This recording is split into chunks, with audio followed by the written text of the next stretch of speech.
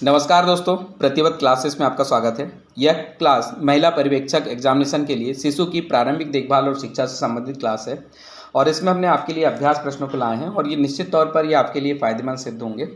काफ़ी कम समय के लिए अभी एग्ज़ाम बचा है, लेकिन जितने भी अभ्यर्थी हैं जो एग्ज़ाम्स दे रहे हैं उनके लिए हम आपको क्लास दे रहे हैं और निश्चित तौर पर आप इसका अभ्यास कर रहे होंगे। तो चलिए प्रारंभ करते हैं आज के हमारे पहले प्रश्न से। पहला प्रश्न है, किस खनिज की शरीर को हड्डियों की उचित वृद्धि और विकास के लिए आवश्यकता होती है? तो आपको उस खनिज का नाम बताना है।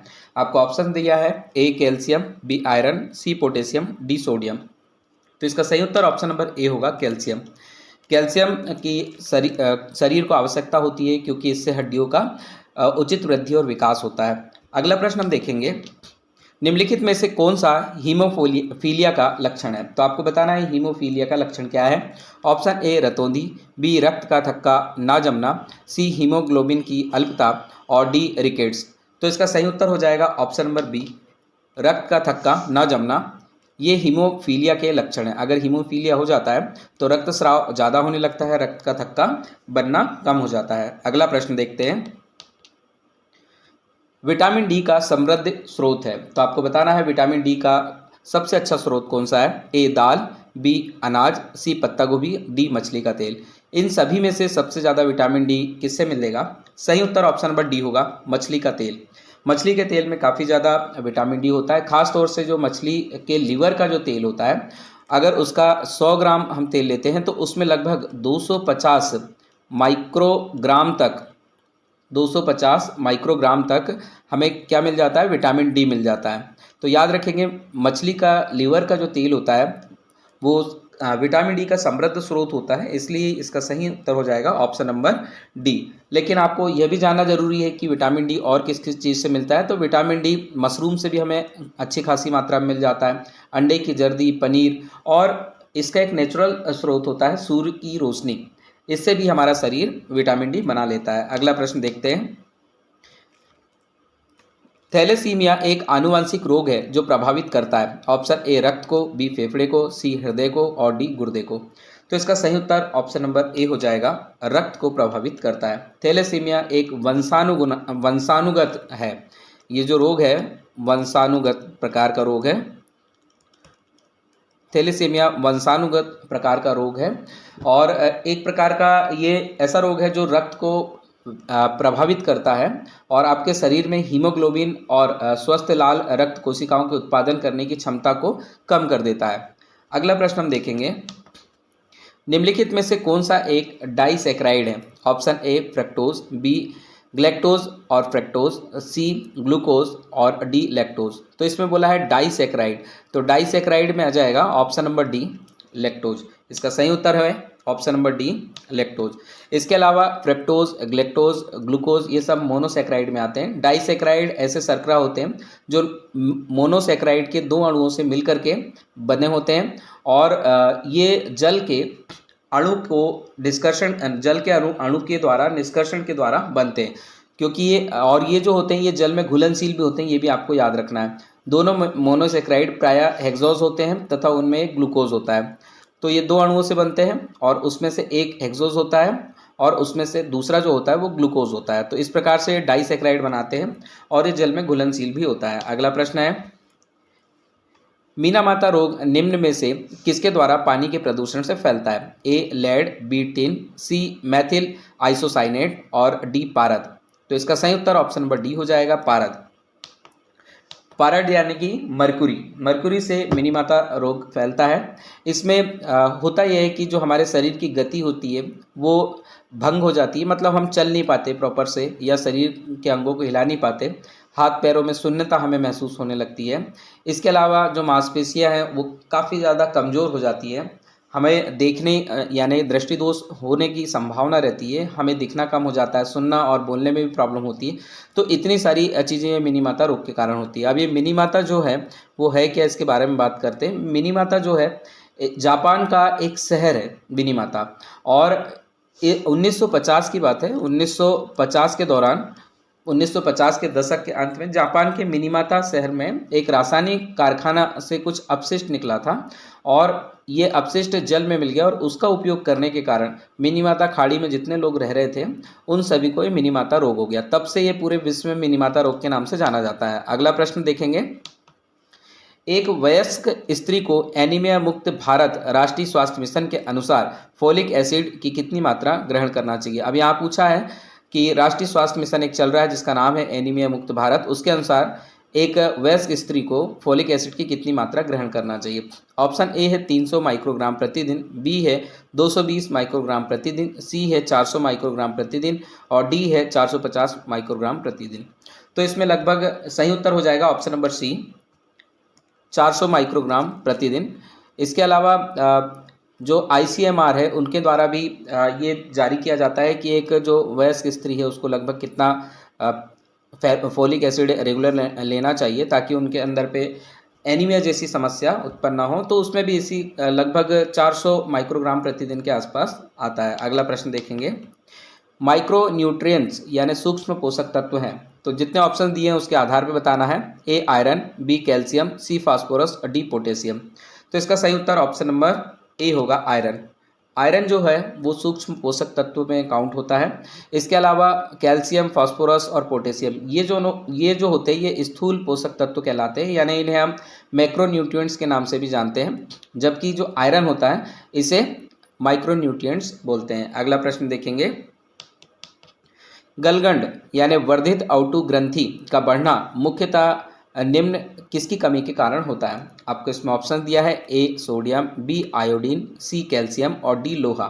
इसका सही उत्तर ऑप्शन नंबर बी होगा, आयोडीन की कमी से गलगंड जैसे रोग होता है। और होता क्यों है इसके बारे में हम बात करते हैं। तो आयोडीन थायराइड ग्रंथि द्वारा थायरोक्सिन नामक हार्मोन के निर्माण के लिए आवश्यक होता है और अगर इसकी कमी पड़ जाती है तो थायरॉक्साइड बनाने के लिए या थायरोक्सिन बनाने के लिए जो थायराइड ग्रंथि होती है वो अपने आकार को बढ़ाने लगती है। तो इसी वजह से गलगंड जैसी समस्या हो जाती है, जिसे हम घेंगा रोग या फिर वर्धित आउटू ग्रंथि का रोग भी कहते हैं। अगला प्रश्न देखेंगे, बच्चे के विकास का क्रम होता है। ऑप्शन ए सामान्य से विशिष्ट की ओर, बी हाथ पैर से केंद्र की ओर, सी पैर से सिर की ओर और डी है अमूर्त से मूर्त की ओर। तो इसमें जितने ऑप्शन दिए हैं उसके अनुसार बिल्कुल करेक्ट वाला अगर हम उत्तर खोजें तो ऑप्शन नंबर ए इसका बिल्कुल सही है, सामान्य से विशिष्ट की ओर। बच्चे पहले सामान्य गतिविधियां करते हैं जैसे कि पूरे शरीर का उपयोग करना, फिर धीरे धीरे विशिष्ट गतिविधियां करते हैं जैसे उंगलियां हिलाना या पैरों को विशेष रूप से चलाना। तो हम देखते हैं कि सामान्य से विशिष्ट की ओर बच्चे का विकास हो रहा है। तो ये जितने दिए ऑप्शन से उसमें सबसे करेक्ट ऑप्शन यही है, सामान्य से विशिष्ट की ओर। अगला प्रश्न हम देखेंगे, दस्त व संबंधित रोग खसरा और श्वसन एवं अन्य संक्रमण के परिणामतः रिक्त होता है। ऑप्शन ए धनात्मक प्रोटीन व ऊर्जा संतुलन, बी है ऋणात्मक प्रोटीन व ऊर्जा संतुलन, सी है सामान्य प्रोटीन व ऊर्जा संतुलन और डी इनमें से कोई नहीं। तो इसका सही उत्तर हो जाएगा ऑप्शन नंबर बी, ऋणात्मक प्रोटीन व ऊर्जा संतुलन। यानी प्रोटीन और ऊर्जा का जो संतुलन होता है वो ऋणात्मक हो जाता है। दस्त जैसे बीमारी होती है या फिर खसरा हो गया, श्वसन और अन्य संक्रमित रोग से आप ग्रसित हो गए तो प्रोटीन व ऊर्जा संतुलन बिगड़ जाता है, मतलब वो असंतुलित हो जाते हैं। तो परिणामतः हमारे शरीर में निर्जलीकरण होने लगता है, गंभीर जटिलताएं आने लगती है जैसे कि मस्तिष्क में सूजन आने लगती है और अगर ये और ज़्यादा गंभीर हो जाता है तो मृत्यु तक हो सकती है। तो आप यहाँ पे याद रखेंगे कि अगर इस तरह के कोई संक्रमण हो रहा है तो उसके परिणाम से हमारे शरीर में प्रोटीन की कमी होने लगती है और ऊर्जा का संतुलन बिगड़ जाता है। अगला प्रश्न है, जैसे बच्चे सहयोग करना सीखते हैं वो विकसित करते हैं। ए सहकारिता, बी टीम भावना, सी सामाजिक अभिवृत्ति और डी उपर्युक्त सभी। सही उत्तर ऑप्शन नंबर डी हो जाएगा, उपर्युक्त सभी। तो जैसे जैसे बच्चा जो होता है वो बड़ा होता है वो अपने आप को विकसित करने लगता है, वो सहयोग करना सीखने लगता है। तो जैसे ही सहयोग कर रहा है मतलब उसमें सहकारिता की भावना आ रही है, उसमें टीम भावना आ रही है, उसमें सामाजिक अभिवृत्ति आ रही है, ये माना जा सकता है। इसके अलावा जैसे जैसे बच्चे बड़े होते हैं वैसे ही वो साझा करना सीखते हैं, अपनी समस्या का समाधान करना सीखते हैं, साथ ही आत्मनियंत्रण करना भी वो सीखते हैं। तो धीरे धीरे इस तरह से बच्चे विकास करते हैं। तो उपर्युक्त सभी इसका सही उत्तर होगा। अगला प्रश्न है, प्रसव कक्ष की तैयारी में निम्न को छोड़कर सभी शामिल होते हैं। तो जब प्रसव कक्ष तैयार किया जा रहा है, डिलीवरी होने वाली है, तो इनमें से कौन सा आवश्यक नहीं हो आपको बताना है। ऑप्शन ए, डिलीवरी रूम का तापमान 26 से 28 डिग्री सेल्सियस बनाए रखें। बी, डिलीवरी करने से पहले उपकरण और आपूर्ति की सेट की जांच की जानी चाहिए। सी, सभी दरवाजे और खिड़कियां बंद रखें। और डी, रेडिएंट वार्मर को बंद करें। तो इसमें से कौन सी चीज़ हमें ज़रूरी नहीं है वो आपको बताना है। तो इसका सही उत्तर है option number A, delivery room का जो तापमान है 26 से 28 डिग्री सेल्सियस ही हम बना के रखेंगे। ये हमारे लिए ज़रूरी नहीं है। अगर इतना बना के रखते हैं तो कोई दिक्कत नहीं है, लेकिन ये आवश्यक नहीं है। तो आवश्यक क्या है, डिलीवरी करने से पहले उपकरण और आपूर्ति की सेट की जांच की जानी चाहिए, सभी दरवाजे और खिड़कियां बंद रखना चाहिए और रेडिएंट वार्मर को बंद रखना चाहिए। इतनी चीज़ें करना चाहिए दिए गए ऑप्शंस के अनुसार। अगला प्रश्न हम देखेंगे। संरचनावादी उपागम बताता है कि रिक्त ज्ञान की संरचना के लिए अत्यंत आवश्यक है। मतलब ज्ञान की संरचना के लिए क्या आवश्यकता है आपको बताना है। ए, अनुबंध, बी, दंड, सी, यंत्रवत याद करना और डी, विद्यार्थी का पूर्व ज्ञान। तो इसका सही उत्तर हो जाएगा ऑप्शन नंबर डी, विद्यार्थी का पूर्व ज्ञान। यानी संरचनावादी उपागम कहता है कि अगर विद्यार्थी को पूर्व ज्ञान है, पहले से थोड़ा बहुत ज्ञान है, तो उसके ज्ञान की संरचना के लिए आवश्यक है, वो और भी ज़्यादा से ज़्यादा चीज़ें सीख सकता है। संरचनावादी उपागम एक ऐसा दृष्टिकोण है जो किसी भी चीज़ जैसे कि संस्कृति, भाषा या कला को उसके विभिन्न तत्वों और उनके बीच संबंधों के माध्यम से समझने का प्रयास करता है। यह मानता है कि ये संबंध उस चीज़ की संरचना को निर्धारित करते हैं। अगला प्रश्न हम देखेंगे। निम्न में से किस खाद्य पदार्थ में पूर्ण या उत्तम प्रोटीन पाया जाता है। ए, चावल, बी, मक्का, सी, सोयाबीन, डी, गेहूं। इसका सही उत्तर ऑप्शन नंबर सी हो जाएगा, सोयाबीन। सोयाबीन में उत्तम प्रकार का प्रोटीन पाया जाता है।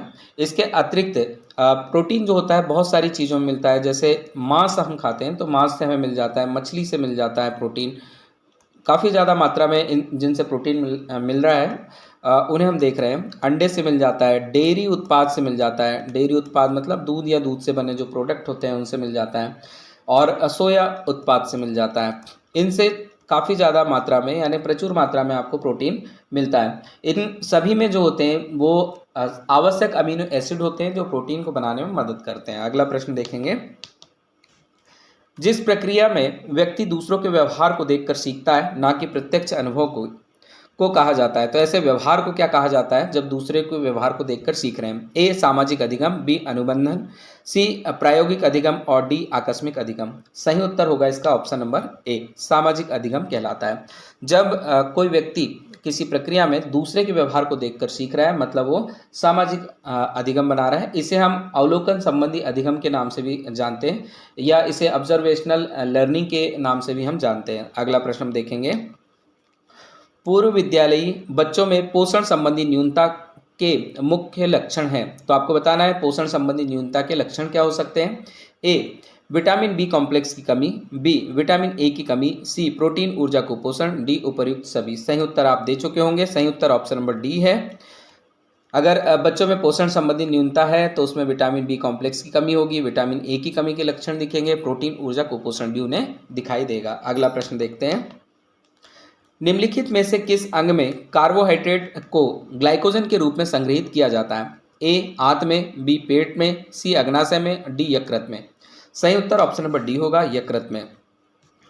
यकृत में कार्बोहाइड्रेट को ग्लाइकोजन के रूप में यकृत में ये पाया जाता है। मतलब यकृत में जो कार्बोहाइड्रेट है ग्लाइकोजन के रूप में सुरक्षित रहता है और जब भी आवश्यकता होती है तब वहाँ से यूज़ कर लिया जाता है। इसके अतिरिक्त ये जो होता है ये मांसपेशियों में मिल जाता है, मांसपेशियों में भी मिल जाता है। जैसे आप एक्सरसाइज कर रहे हैं, चल फिर रहे हैं, दौड़ रहे हैं, तो उस दौरान यहाँ से ग्लाइकोजन का उपयोग कर लिया जाता है। तो मांसपेशियों और यकृत में ग्लाइकोजन के रूप में संग्रहित होता है। अगला प्रश्न देखेंगे। गर्भस्थ शिशु के पूर्ण विकास के लिए गर्भवती स्त्री का भोजन चाहिए। तो आपको बताना है कैसा भोजन होना चाहिए। ए, उच्च कैल्शियम युक्त, बी, उच्च प्रोटीन युक्त, सी, उपरोक्त दोनों, डी, इनमें से कोई नहीं। इसका उत्तर भी आप दे चुके होंगे। सही उत्तर ऑप्शन नंबर सी है। उच्च कैल्शियम युक्त और उच्च प्रोटीन युक्त भोजन गर्भवती महिला को लेना चाहिए। अगला प्रश्न है। क्लासिकल कंडीशनिंग यानी चिर प्रतिष्ठित प्रानुकूलन या शास्त्रीय अनुबंधन निम्न में से किसके द्वारा विकसित किया गया? तो आपको बताना है क्लासिकल कंडीशनिंग किसके द्वारा विकसित की गई है। Option A Bandura, B Pavlov, C Kohler और डी पियाजे। तो इसके बारे में हम काफ़ी बात कर चुके हैं, बहुत सारे प्रश्न इससे रिलेटेड हम कर चुके हैं। सही उत्तर आप देने का प्रयत्न करें।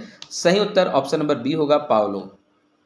ये एक रूसी शरीर क्रिया विज्ञानी थे, इनका पूरा नाम है इवान पावलोव, और इन्होंने ही क्लासिकल कंडीशनिंग के बारे में बात की थी। इन्होंने पाया कि जैसे कोई तटस्थ उद्दीपक है जिससे किसी प्रकार की हमारे अंदर उद्दीपना पैदा हो रही है, जैसे कि कोई एक ध्वनि भोजन के साथ साथ बार बार प्रस्तुत करते हैं किसी जानवर को देख के, जैसे हमने कुत्ता पाल रखा है और घंटी बजाते हैं, कुत्ता आता है और उसी समय हम उसको भोजन देते हैं।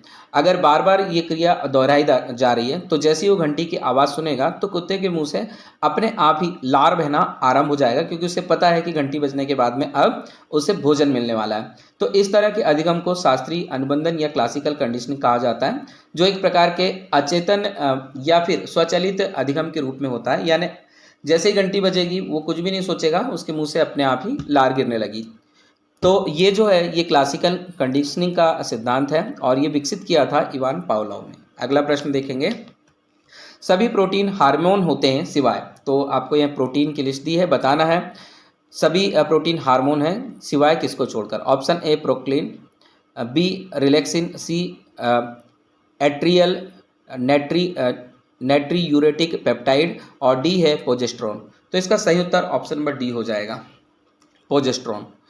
तो सभी प्रोटीन हार्मोन होते हैं सिवाय प्रोजेस्टेरोन के। प्रोजेस्टेरोन एक ऐसा हार्मोन होता है जो अंडाशय में कार्पस लुटियम के द्वारा स्रावित होता है और ये मासिक धर्म चक्र और गर्भावस्था के शुरुआती चरणों को बनाए रखने में महत्वपूर्ण भूमिका निभाता है। तो अगला प्रश्न हम देखेंगे, व्यवहार में होने वाले स्थायी परिवर्तन जो अभ्यास के कारण होते हैं को कहा जाता है। ऑप्शन ए सीखना, बी सोचना, सी क्रिया करना, डी कल्पना करना। इसका सही उत्तर ऑप्शन नंबर ए हो जाएगा, सीखना कहलाता है। व्यवहार में होने वाले स्थायी परिवर्तन जो अभ्यास के कारण होते हैं इन्हें सीखना कहते हैं। अगला प्रश्न हम देखेंगे, समय से पूर्व होने वाले शिशु के चिन्ह। तो आपको चिन्ह बताना है कि कैसा होता है। समय से पहले अगर बच्चा हो गया तो उसमें क्या क्या हो सकता है। ऑप्शन ए लंबाई 45 सेंटीमीटर या इससे कम, बी संधि रेखाएं व फॉन्टनेल्स चौड़ी, और डी वजन 250 ग्राम या इससे कम, और डी उपरोक्त सभी। तो इसका सही उत्तर ऑप्शन नंबर डी होगा, उपरोक्त सभी। अगर कोई बच्चा समय से पहले जन्म ले लेता है तो उस दौरान उसकी जो लंबाई होती है 45 सेंटीमीटर या इससे कम होती है, और संधि रेखाएं व फॉन्ट नेल्स जो होते हैं वो चौड़े हो जाते हैं। इसके अलावा वजन 250 ग्राम या फिर इससे भी कम हो जाता है। तो जनरली 250 ग्राम से कम ही होता है अगर समय से पहले बच्चा हो रहा है तो, और यानी कि लगभग 5.5 पाउंड से कम होगा। शरीर की तुलना में सिर इसमें बड़ा दिखता है। त्वचा जो होती है इनकी पतली हो जाती है, पतली दिखती है, चमकदार दिखती है, गुलाबी कलर दिखता है, और इसके त्वचा के नीचे जो वसा की कमी स्पष्ट रूप से देखी जाती है।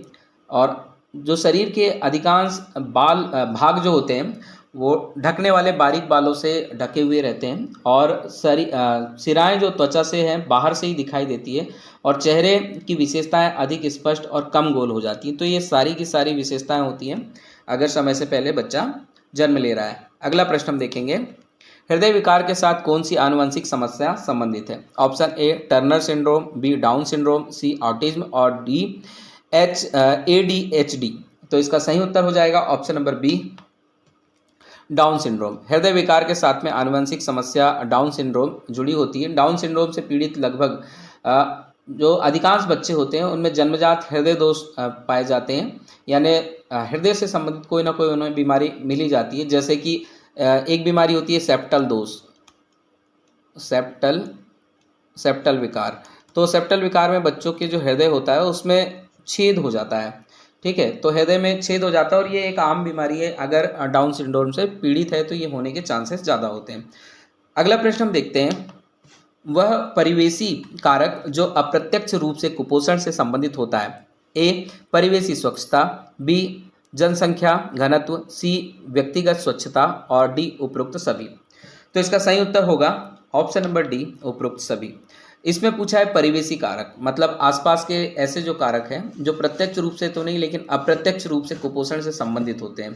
तो कुपोषण से प्रत्यक्ष रूप से जो संबंधित होता है उसमें गरीबी, शिक्षा का अभाव, खराब भोजन यानी सही तरह से पोषक भोजन नहीं मिलना, ये सारी चीज़ देखी जाती है। लेकिन अप्रत्यक्ष रूप से जो कुपोषण को प्रभावित करते हैं या कुपोषण लाते हैं जिनके कारण आता है, वो होता है परिवेशी स्वच्छता, आसपास स्वच्छता ना रहना, जनसंख्या घनत्व, जनसंख्या का काफ़ी ज़्यादा होना आसपास, और व्यक्तिगत स्वच्छता। अब परिवेश तो गंदा है ही, खुद भी स्वच्छ नहीं रहते हैं, तो ये सारे कंडीशन भी कुपोषण से संबंधित होते हैं। अगला प्रश्न देखेंगे, बच्चों में होने वाले डायरिया नामक रोग के उपचार हेतु क्या करना चाहिए? ए, ग्लूकोज का घोल पिलाना चाहिए। बी, MMR वैक्सीन का टीका लगाना चाहिए। सी, ORS का घोल पिलाना चाहिए। और डी, स्तनपान नहीं कराना चाहिए। तो काफ़ी पहले हमने इसका सवाल का इस तरह के क्वेश्चंस का हमने हल ढूंढा था, तो आप बताएं कि इसमें क्या करना चाहिए।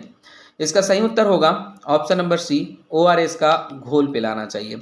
बच्चों में होने वाले डायरिया नामक रोग के उपचार के लिए हमें ORS का घोल पिलाना चाहिए, क्योंकि जब डायरिया होता है तब शरीर में से पानी निकलने लगता है, तो निर्जलीकरण उसमें होने लगता है और उसके साथ में शरीर के साथ में काफ़ी सारे खनिज जो होते हैं वो निकल जाते हैं। तो इसलिए ORS का घोल पिलाना चाहिए ताकि पुनर्जलीकरण उसमें हो सके और बच्चे की जो डायरिया है उसमें थोड़ा सा रिलैक्स उसे मिल सके। अगला प्रश्न देखेंगे, शिशुओं के लिए पूरक आहार कब शुरू करना चाहिए? ए, 6 माह से, बी, जन्म से, सी, 1 वर्ष से, डी, 2 वर्ष से। सही उत्तर होगा ऑप्शन नंबर ए, 6 माह से। शिशुओं के लिए पूरक आहार हमें 6 माह से शुरू कर देना चाहिए और उसमें अनाज, फल, कुछ ऐसे फल जिसे वो खा सके जो उसे गले में ना अटके, सब्जियां, दालें, प्रोटीन युक्त खाद्य पदार्थ, ये सभी पूरक आहार के रूप में देना चाहिए और इन्हें बिल्कुल बारीक करके देना चाहिए ताकि वो सही तरीके से उसे खा सके। तो 6 माह की अवस्था के बाद से पूरक आहार देना चाहिए, उससे पहले बच्चे को हमेशा स्तनपान ही कराना चाहिए। अगला प्रश्न है, संप्रेषण संबंधी अक्षमता है। Option A, dysphasia, B, dyspraxia, C, dyslexia और डी है डिसकैल्कुलिया। तो इसका सही उत्तर हो जाएगा ऑप्शन नंबर ए, डिस्फेसिया। संप्रेषण संबंधी जो समस्या होती है उसे डिस्फेसिया बोलते हैं और इसमें भाषा के आंशिक ह्रास को दर्शाता है अगर किसी को डिस्फेसिया हो गया तो, जिससे बोलने, पढ़ने या फिर किसी चीज़ को समझने या लिखने में कठिनाई हो सकती है, लेकिन कुछ हद तक भाषा के कार्य कर सकता है, थोड़े हद तक कर सकता है डिस्फेसिया नामक रोग में। डिस्फेसिया के अलावा एक और बीमारी होती है जिसे बोलते हैं अफेजिया। अफेजिया में भी एक अक्षमता आती है। दोनों ही जो विकार है ये भाषा संबंधी विकार है। डिस्फेसिया में भाषा की क्षमता का आंशिक ह्रास होता है, मतलब आंशिक रूप से आपको दिक्कतें होती है, जबकि जो अफेजिया होती है इसमें भाषा क्षमता का पूर्ण रूप से ह्रास हो जाता है।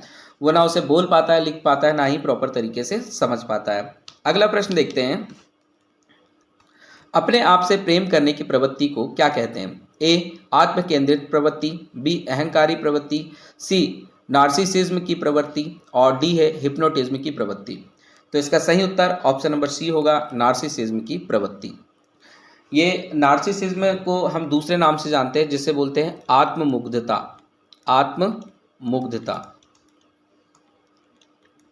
मतलब ये खुद के ऊपर मुग्ध हो जाते हैं, खुद से ही प्रेम करने लगते हैं, खुद से अत्यधिक प्रेम होने के कारण वो दूसरों की भावनाओं या ज़रूरतों को अक्सर देख नहीं पाते हैं, नज़रअंदाज कर देते हैं। और एक होता है आत्म प्रेम, आत्ममुग्धता अलग होती है और दूसरा होता है आत्म प्रेम।